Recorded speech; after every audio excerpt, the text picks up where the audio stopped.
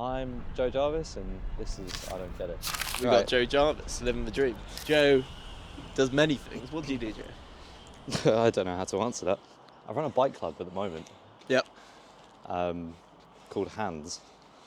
I quit my job to do it. I don't know why, but I did. What job? Graphic design. Do you still design? Yeah, for Hands, yeah, and a couple little bits here and there, but nothing too crazy. Yeah. It's I like making nice things, and I wasn't making nice things, so now I can make You're making nice lots things. of nice things. Yeah. I'm a creative. Where are we going, Tom? Thought I'd try and bring the people of Milton Keynes together somehow via bikes. Yeah. Which is interesting. I didn't think it would work, but it is.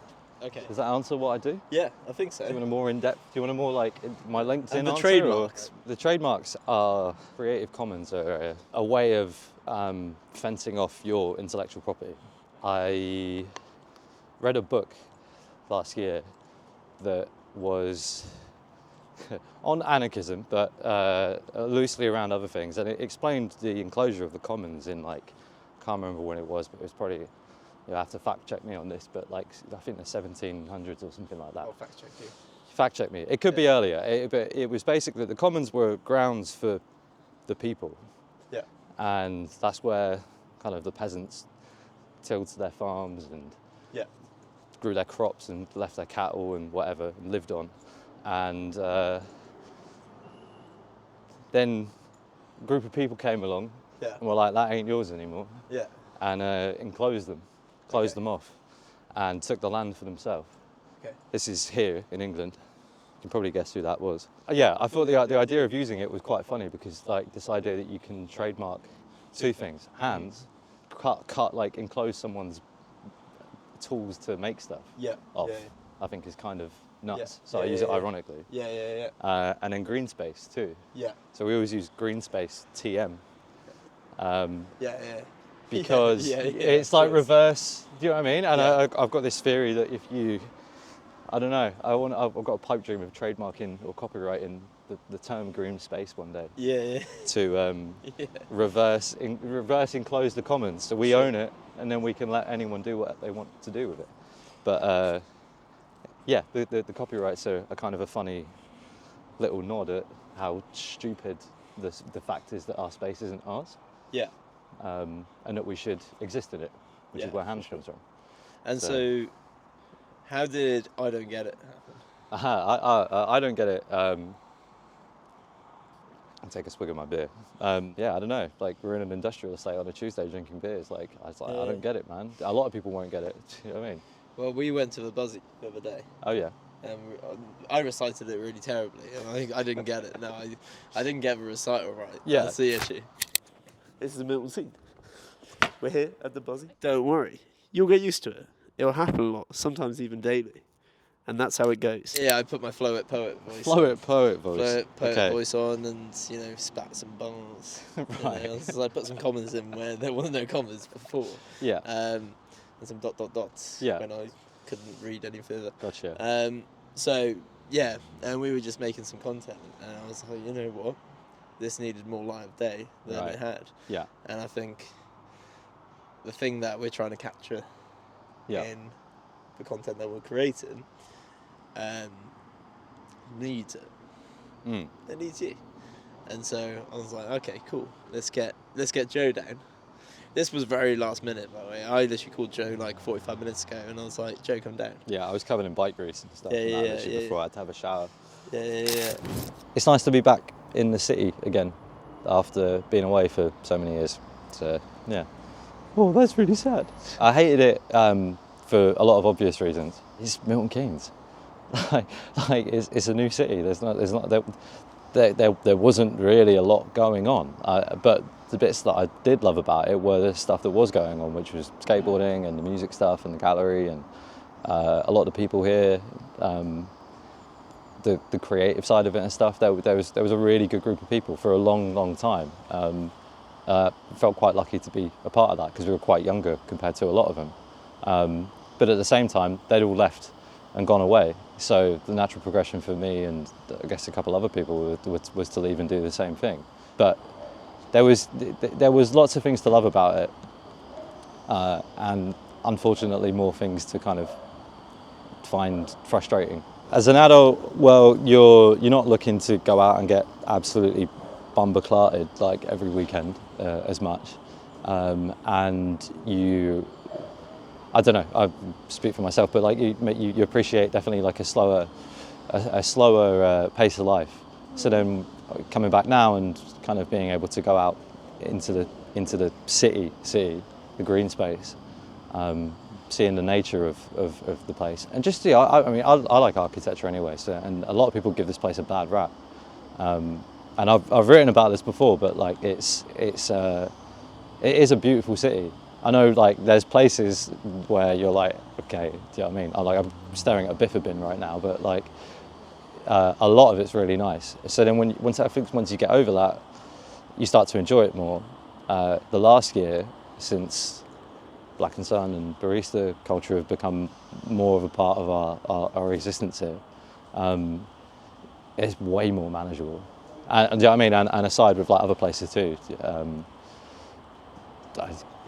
Milk and Beans, Carlo, like just little hints of places that are starting to kind of turn that tide. It's not just like Revs to Cuba. But then now you've got here. Do you know what I mean? And like there's the Box Arts Club as well, but I mean that's not like a place you can go and hang out and kind of third space existing. Do you know what I mean? So yeah, part of the reason we left London, aside from saving up for a house and stuff, was because the culture shifted. That like in the epicenter of like culture, do you know what I mean? Like I know other cities have like important cultures and stuff that they contribute to the UK and stuff, but like living in East London, ergo the beanie, like living East London at that time, seeing how it shifted to something completely different that you didn't recognise, was like maybe we're looking for culture in the wrong place now. We almost had to go off and live, and build those experiences, build those skills, to allow for us to then come back and make it successful. Right. So we're always going to be figuring each other out, right, and who we are. But it's more, we've built enough of an experience and understanding of who we are as people. 100%. To know, this is actually how we can make it successful. And it seems, luckily, we've all sort of come together at the right time where we've all gone off and done that experience and somehow migrated or come back to this spot, Milton Keynes, to make these something things happen. And that's happened. Everyone's like, it'd be crazy to understand like all those journeys everyone's been on. Maybe it's a new series. Who knows? It sounds crazy, right? But so the wildest thing is that one of like aside from this, one of the things that me and my girlfriend both had conversations about in the flat. If we go, we've got to find a way to use our skills that we've learned elsewhere here. Let's try and make an effort to like contribute. And this is before I knew any of you guys. That the week that barista culture opened was the same, like the week after Hands was announced, and like I think like a week later, like Carlo opened up, and then like it was weird. It was just this like cold, horrible, like damp weekend in February, and within the space of 2 weeks, it went from like absolutely nothing to like a sapling coming out of the soil, and it was like, whoa, okay, so maybe something's going on, and here we are. I mean, 10 months later, and you kind of feel a bit vindicated by it. You're like, yeah, okay, that was right. That was a good thing to do. And now, after talking to people as well, you hear they've done a similar thing. So it's nice to know that conversation wasn't just isolated to like, why would it be? But like just isolated to me and my girlfriend in our flat. Do you know what I mean? Kind of sick of the world and ready for change. I feel like a lot of other people found that space too, like mentally. So I don't know. There's something going on culturally, I think, in the country in general. But then here, it's nuts because you've got nothing actually to tap into. So there wasn't any of this before. So everything that's happening now is being made from scratch. So yeah, like for younger people coming into it and stuff, they feel maybe more of like an open gambit to kind of go and do stuff and that. For us lot, we've honed skills that we know can make lots of money for some really big companies and stuff. So you've perfected your craft in that sense. Now you're like, well, can I do it for myself? And here we are. You know, you can go on and turn like the different overlays for Google Maps. You can put the cycling one on, right? And it shows you all of the like cycle paths in like Volt Green. And if you zoom out to a certain point, you can see all the other cities from like a really high bird's eye view. Milton Keynes is like the most dense city in the UK for cycling. It's insane. Yeah. And you just like wash over it. You know, it's just like, yeah, whatever. It's like something like 200 miles worth of like cycle routes. I Don't Get It is a piece of writing that I put together for the Milton Keynes Fringe Festival.